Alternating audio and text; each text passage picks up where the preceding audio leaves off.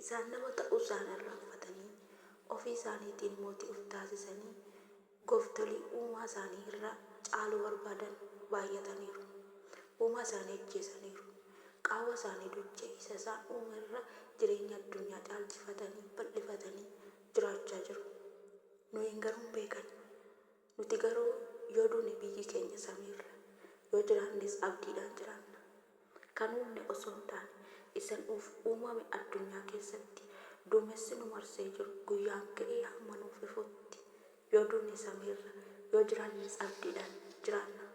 Nuti balleessaa isaaniif dhiifama jechaa kan obse, kan callise, kan nun irraanfanne, kan nun buufne Waaqayyo wajjin jiraanna.